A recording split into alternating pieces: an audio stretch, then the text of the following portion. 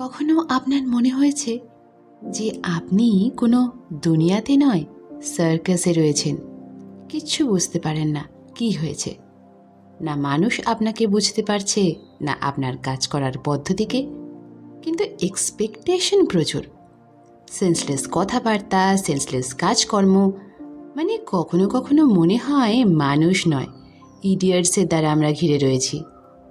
যদি আপনারও মানুষের সাথে কানেক্ট হতে ও টিমের সাথে কাজ করতে প্রবলেম হয়, তাহলে আজকের এই বুক সামারি আপনার জন্য।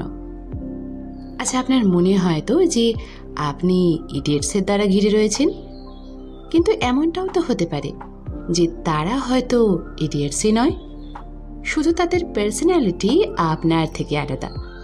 মানে তাদের বিহেভিয়ার, তাদের অ্যাটিটিউড, তাদের ব্যালেন্স সিস্টেম শুধু আপনার থেকে আলাদা। দেখুন, জীবনে এগোতে গেলে মানুষকে সাথে নিয়ে তো চলতেই হবে, আর সাথে নিয়ে চলার জন্য তাদের বোঝা খুব জরুরি।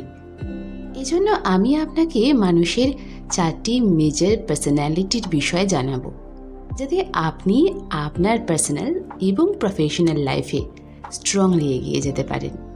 যার জ্ঞান আমি পেয়েছি থমাস এডিসনের বই থেকে, যার নাম হলো সারাউন্ডেড বাই ইডিয়টস।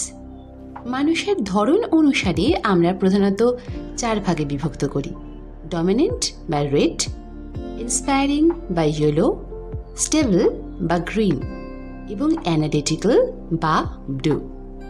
এর মধ্যে কোনো পার্সোনালিটি ভালো বা খারাপ নয়, but definitely they are different from each আদার।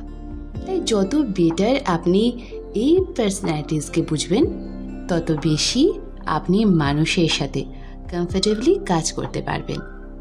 তাহলে চলুন এই পার্সোনালিটিসকে বোঝা যাক।